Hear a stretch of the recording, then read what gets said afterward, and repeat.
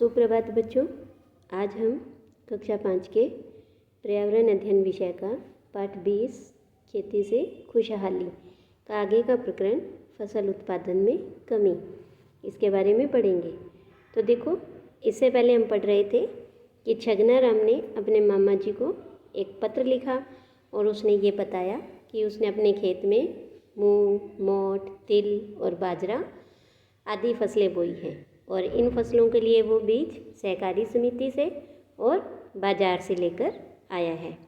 फिर हमने देखा कि खेती के लिए कई प्रकार के काम करने पड़ते हैं, जैसे बिजाई है, जुताई है, खुदाई है और फसल कटाई है, सिंचाई है। इस तरह से कई कार्य हैं वो खेती में करने पड़ते हैं और इन कार्यों को करने के लिए किसान पशुओं के द्वारा भी खेती करता है, पशुओं को उपयोग में लेता है और इसके साथ साथ कुछ औजारों का और कुछ उपकरणों का भी वो उपयोग करता है। फिर हमने ये देखा था कि खेतों में अच्छी फसल प्राप्त करने के लिए किसान है वो खाद का उपयोग करता है और पहले लोग क्या है पशुपालन अधिक करते थे और तो इसलिए वो गोबर से बनी हुई यानी जैविक खाद का उपयोग करते थे। लेकिन आजकल रासायनिक खाद का उपयोग ज़्यादा होने लगा है, जैसे यूरिया, डीएपी आदि। तो इन खादों के उपयोग से कई प्रकार की बीमारियां हो सकती है, जैसे सिर दर्द, बेचैनी, चर्म रोग, इस तरह से कई रोग हैं वो हो सकते हैं। तो इसीलिए रासायनिक खाद का उपयोग कम करके हमें या किसानों को जैविक खाद का उपयोग करना चाहिए। तो आज हम पढ़ेंगे कि फसल उत्पादन में कमी। कि समय पर वर्षा होने से खेतों में उत्पादन अच्छा होता है, पर कई बार समय पर वर्षा नहीं होने से या अधिक वर्षा होने से या बिल्कुल भी वर्षा नहीं होने से फसल खराब हो जाती है, यानी अकाल भी पड़ सकता है। इससे किसानों की आमदनी पर अधिक असर पड़ता है। कई बार खड़ी फसलों में बीमारी लगने से भी फसल खराब हो जाती है।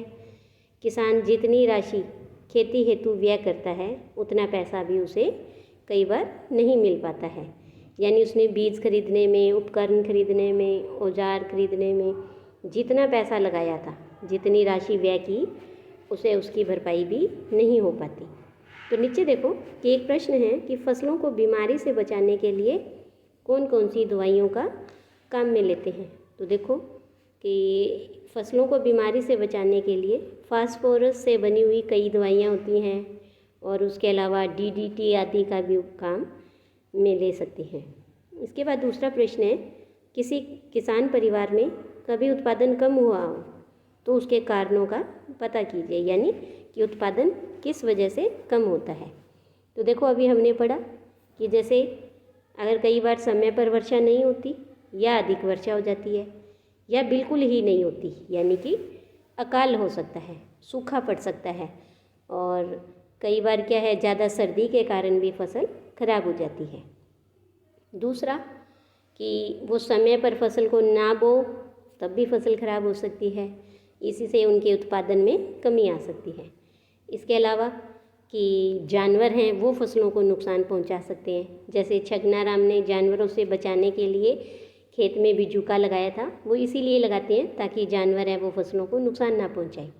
इसके अलावा कई बार वो अच्छी किस्म के बीज हैं वो भी नहीं खरीद पाते और तो इसी वजह से फसल उत्पादन में भी कमी आती है। तो ऐसे बहुत से कारण होते हैं जिससे किसानों को नुकसान हो सकता है या जितनी राशि वो व्यय करते हैं उन्हें वो उतना पैसा नहीं मिल पाता है। इसके बाद देखो कि नीचे एक सारणी दी गई है, यहाँ पर कुछ पशुओं के नाम हैं और इन पशुओं से होने वाले लाभ और इन पशुओं का किस लिए उपयोग में लेते हैं ये बताया गया है। तो जैसे गाय हैं उससे हमें क्या क्या मिलता है, दूध, दही और गोबर। तो जैसे दूध और दही से वो हमारे भोजन के रूप में हम उपयोग करते हैं और गोबर से खाद बनाई जाती है। तो ऐसे ही और नीचे कई पशुओं के नाम दिए हैं, तो हम इन्हीं के ऊपर चर्चा करते हैं। जैसे भैंस, तो इससे भी हमें दूध, दही और गोबर ही मिलता है और ये भी दूध और दही ये हमारे भोजन के रूप में उपयोग होते हैं और गोबर को खाद बनाने के लिए उपयोग में किया जाता है। बकरी का भी ऐसे ही है कि दूध, दही और गोबर और ये भी ऐसे ही है कि खाने के रूप में उसका दूध और दही का उपयोग करते हैं, और जो बकरी की मींगनी होती है वो खाद बनाने में काम आती है। इसके बाद है कि भेड़। तो देखो, भेड़ से हमें दूध मिलता है, ऊन मिलती है और वही मींगनी भी होती है। तो दूध है वो खाने के रूप में उपयोग होता है, और ऊन है वो ऊनी कपड़े और व्यवसाय के लिए उपयोग में होती है। इसके बाद ऊँट। तो ऊँट से हमें बाल मिलते हैं, है ना, और उसकी जो गोबर यानी उसे लीद कहते हैं वो। और साथ में ऊँट का क्या उपयोग है? तो ऊँट हमारे सवारी के काम आता है। किस लिए? सवारी, बोझा ढोने में भी काम आता है और सवारी में भी आता है। जब पहले के समय में यातायात के साधन नहीं थे, तब उस समय जो एक स्थान से दूसरे स्थान की यात्राएं हैं वो इन पशुओं के द्वारा ही की जाती थी। तो ऊँट सवारी के रूप में और यातायात के साधन के रूप में भी उपयोग होता है। इसके अलावा अगला है घोड़ा। तो देखो, घोड़े से भी हमें बाल और लीद ही मिलती है, और घोड़े से भी हम सवारी करते हैं, और इन दोनों की जो गोबर है, लीद है, वो खाद बनाने में उपयोग आती है। इसके बाद देखो कि नीचे 2 प्रश्न हैं। आपके आसपास कौन कौन से पशुओं को पाला जाता है? तो देखो, ये ही सभी पशु गाय, भैंस, बकरी, भेड़, ऊँट, घोड़े, इन पशुओं का पालन किया जाता है। दूसरा प्रश्न है, प्राचीन काल में पशुओं को पालने का क्या कारण रहा होगा? तो देखो, अभी हमने बात की थी कि पहले यातायात के साधन नहीं थे, कार, बस, है ना, जहाज, इस तरह से। तब वो क्या, एक स्थान से दूसरे स्थान की यात्रा किस पर करते थे? पशुओं के द्वारा करते थे, यानी यातायात के लिए उन्हें पाला जाता था। और उससे भी पहले अगर हम बात करते हैं आदिकाल से ही, जब मनुष्य ने खेती करना नहीं सीखा था, तब वो उन पशुओं को मांस प्राप्त करने के लिए, दूध प्राप्त करने के लिए पालते थे।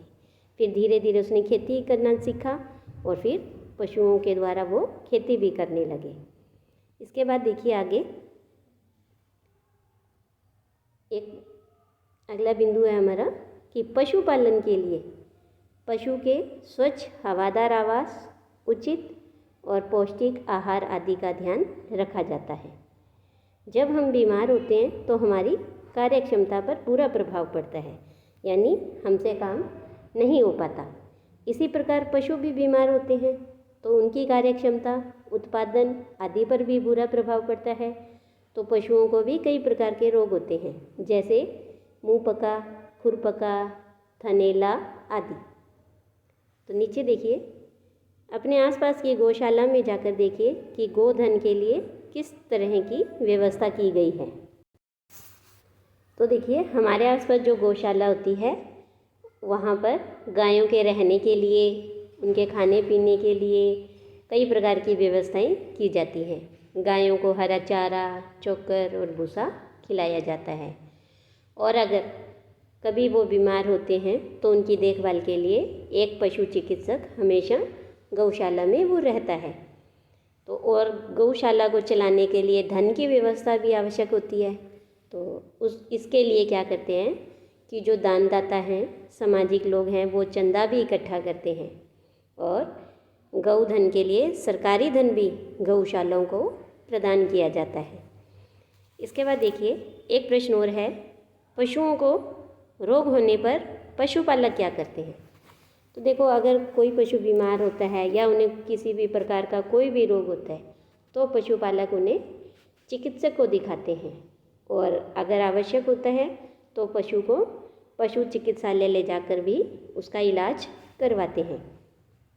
इसके बाद देखिए, आपको यहाँ एक ये चित्र दिखाई दे रहा है, और ये है गौशाला का, कि कैसे इसमें गायें हैं वो चारा खा रही है।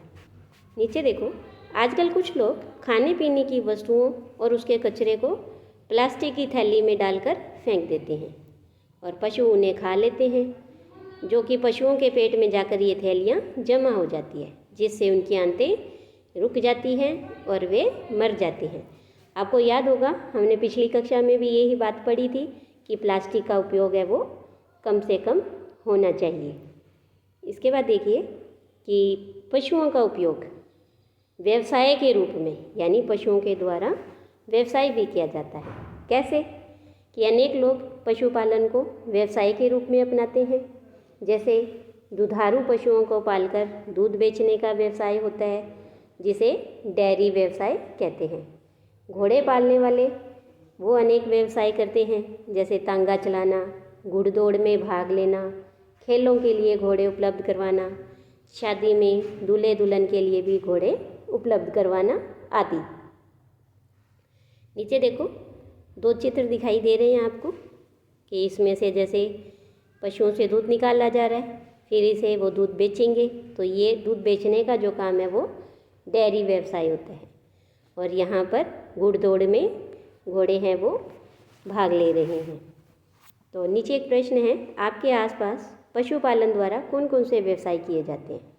तो देखिए कि पशुपालन के द्वारा खेती तो की ही जाती है, उसके साथ साथ डेयरी व्यवसाय यानी दूध बेचने का काम होता है, मांस उत्पादन का कार्य होता है, ऊन भी उनसे बेची जाती है, और माल को ढोना, सवारी को ढोना, और घुड़दौड़ में भाग लेना, और शादी में दूल्हे दुल्हन के लिए भी घोड़े उपलब्ध करवाने का व्यवसाय किया जाता है। तो इस तरह से हमने देखा कि खेती में पशुओं से बुआई करवाई जाती है, ट्रैक्टर से जुताई होती है, और थ्रेसर से गेहूं के दाने को भूसे के द्वारा अलग कर लिया जाता है। और पशुओं से कई प्रकार के उत्पाद हमें प्राप्त होते हैं, जैसे दूध, दही, गोबर, चमड़ा, ऊन आदि। और खेती के व्यवसाय में अलग अलग काम करने होते हैं, जैसे बिजाई, सिंचाई, जुताई, खुदाई, फसल कटाई आदि। तो इस तरह से यह हमारा अध्याय वो समाप्त होता है। आज के लिए इतना ही। धन्यवाद।